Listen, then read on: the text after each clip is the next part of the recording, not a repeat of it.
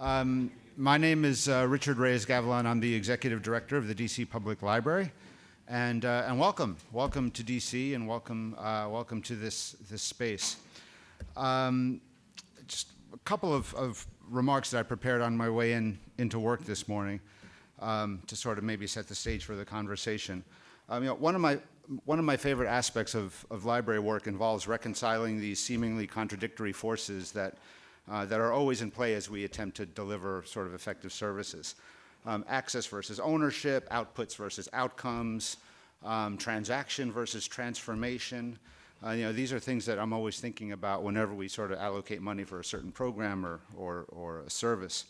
My favorite one of these dichotomies that I talk to staff all the time about are these two phrases from a couple of guys who are not librarians. They're not library workers, but they write a lot about libraries. One said at one point, maybe in a conference or something, the space is the service. And he was talking about new and renovated libraries and all the spaces that you can just sort of plug and play, and libraries will always be wonderful and relevant by virtue of our new modernized buildings. The other one said something that is sort of the opposite of that. He said libraries are not their buildings. And he was talking about this increasing push to add digital content that might make the physical library obsolete. And he wasn't saying it in a bad way, but he was saying that so much of what we're doing takes place outside of the walls of the physical library. And I think about these two forces and how they sort of interplay all the time. Then I think about in what camp does this discussion that we're having this morning on the National Digital Platform belong in? And I guess I would probably argue that it belongs in both. On the one hand, what DPLA and others are doing is really the embodiment of libraries are not their buildings. But on the other hand, I think about all the content that feeds this platform and the ideal spaces in which the content can be created and manipulated and discussed and re-manipulated. And I start thinking about bricks and mortar. And in this particular instance, in the MLK library, I think about steel and glass. Which brings me a little bit to this building right here, because I love talking about it. This is the Martin Luther King Jr. Memorial Library, a library that was really obsolete on the day that it opened in 1972. And you can see a little bit about why that is because of the building or the room in which you're sitting. We've actually been repurposing this room for punk shows to support our DC Punk Archive, which we launched this year. It's not the most inspiring space by any stretch of the imagination, but we're fixing all that. So the city has committed $200 million to the modernization of this building, and we hope to get underway late next year. And that is going to involve creating really the most spectacular destination for learning that this city has ever seen. And I wish I had a lot of time, because we've got a lot of great renderings, and we've got a phenomenal architect, Mekhanu, from the Netherlands, that's really thinking this building through. But my favorite aspect of this building is going to be how we can rethink our special collections department. So we've got a Washingtoniana department upstairs on the third floor, and they collect a lot of great things, and they collect DC punk ephemera, and they collect a lot of newspapers and a lot of other things. But there are a whole world of other local history organizations, big and small, in the city, and I am actively reaching out to them to say, move in with us, if not physically but spiritually. The Historical Society of DC, the Municipal Archives. It's like, if we come together in one space, the amount of content that we can put together is going to be just absolutely phenomenal. The digitization lab, the teaching, the discussion, it would be such a wonderful nucleus around which something like this digital platform can really thrive. So that's all I will say. I want to thank Maura and Marx for moving this conversation from New York City to just below my office. Makes things really convenient for me. And I'm really looking forward to the day. Maura, I know how much work you put into these things, so thank you so much, and we look forward to, and the IMLS staff, just great work all around. Thanks again.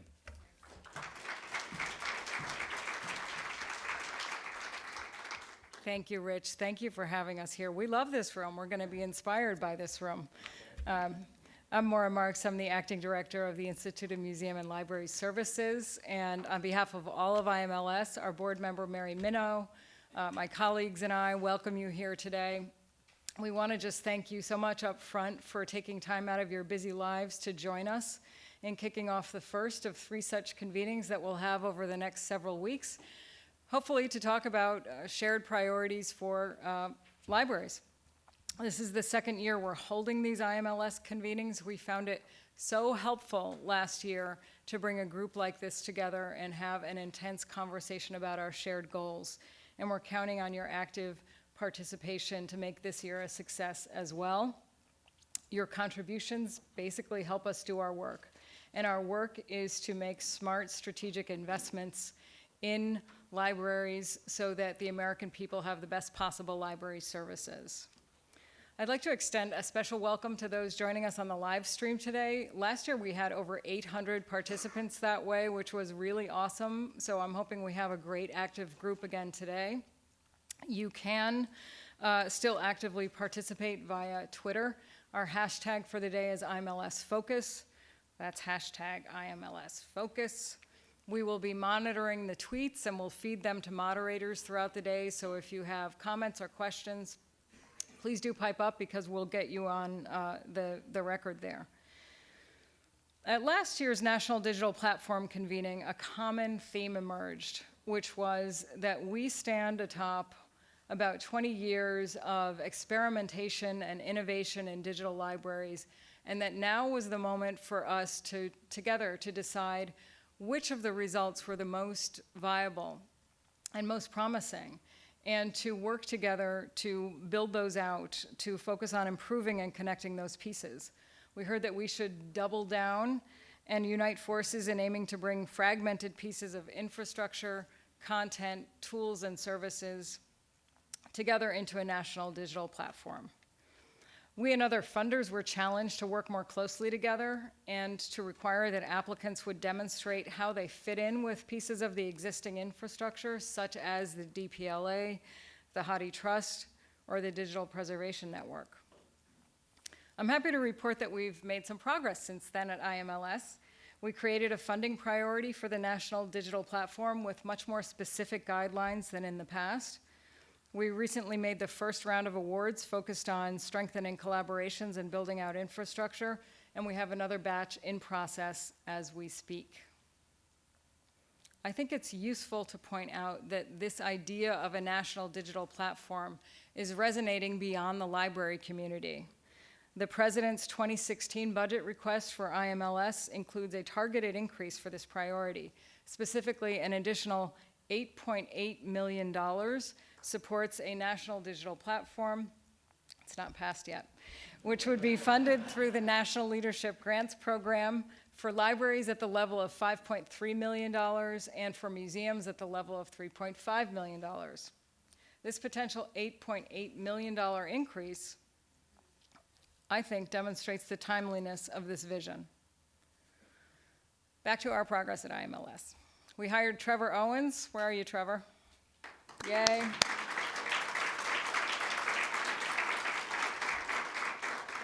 He's now Senior Program Officer for the National Digital Platform at IMLS, and he, together with our amazing and talented staff members, Emily Reynolds, Terry DeVoe, wave, Kim Okahara, and Katie Murray, of course, put together today's program.